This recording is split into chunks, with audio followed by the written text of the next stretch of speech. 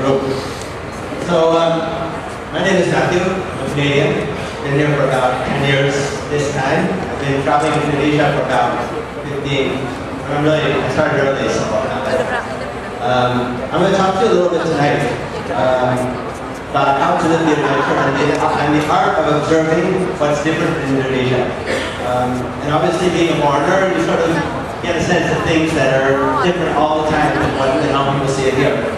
So I'll tell you a little bit first about myself. I work for Time International, and basically in the department that I work in, we run a number of retail stores, such as Urban Icon. You can get it at Urban Icon store on Twitter. Fossil stores. We also run great brands like Michael Kors and Martinez and other ones like that. I have a beautiful wife and a little guy who's in the crowd. He's single. If any women out here are looking, he's a little bit immature, but I'll just warn you on that.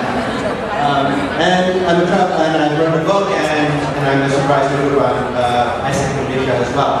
But basically, my biggest passion is travel, and I've been backpacking around the world. And I learned a lot over time about what backpacking teaches you, about observing things and seeing science here and there.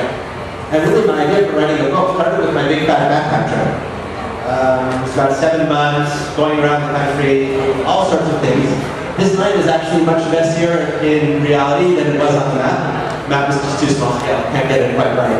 But basically I saw most of the country, which is very lucky, most people don't get that chance. But after I wrote my book, I realized at my big fat backpack wedding that actually the whole book had to be rewritten, because you really, as a Malay, never understand Indonesia until you get married. Everything changes, right?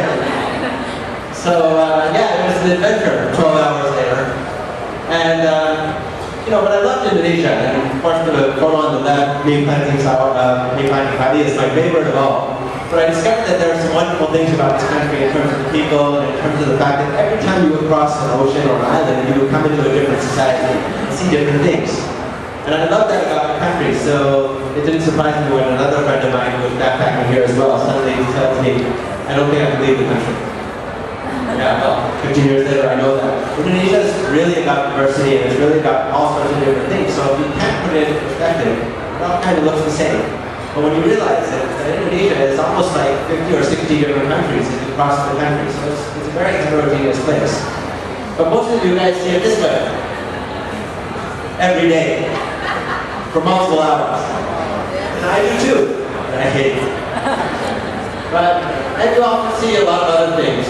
You see demo buruh, you see corrupsi, you see FPI, you see garbage put all over the place. And we've become very sort of skeptical about Indonesia, which is quite different than the way that I saw it as a backpacker. But that said, there's a little bit of hope out there. And you see some great things that are coming around as well as a foreigner. So I've been fortunate enough to be exposed to certain things. I've been exposed to that too. That's not great fun.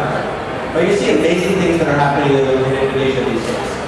For the first time, you're starting to see a rising awareness of what doing great things in the country can be. So, for example, you get great things like Indonesian Raja and Taman I saw from here earlier. You see Gawanya Surya, you see Johor, right? Everything starts with small steps. And where Indonesia came from when I first traveled here, there's a lot of small steps to take. But I do believe we'll get there.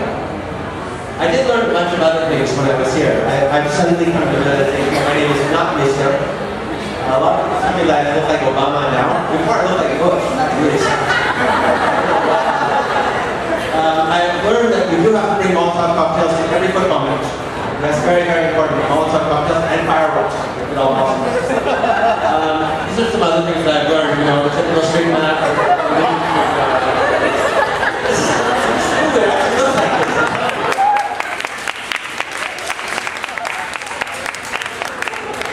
I also learned a bunch of other things. This is my storyteller coming out, right? Typical airport, nice and modern, right? Our airports, Pondok with Sapi. All of our friends in Gorontalo tell you all about the different kinds of stuff against the airports. Some other things that we see.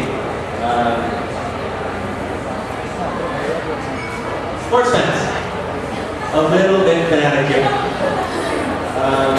I sometimes like to think, that all the rocks and the golf sticks and the other things that they bring in, maybe probably not necessary. Probably doesn't get to an American sports car or a Canadian one, but at each their own. But they have found a new way to use buses. So, bringing it as a mobile company is great. However, there's some other less funny things that I've seen which are actually really great. Canada, very bleak, very snowy, and Indonesia very bright. And in fact, my one greatest joy in Indonesia comes in January. When I call my parents and I tell them, and I ask them, how's the snow over there? In Canada and in North America, we have food.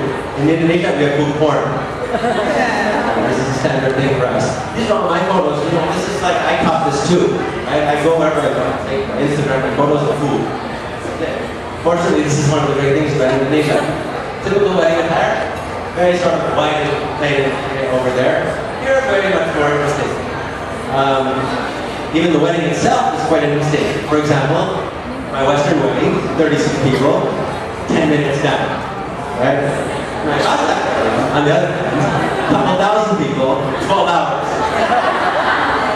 Not one bathroom break, I will add to you. Right? This is, so you see all of these things.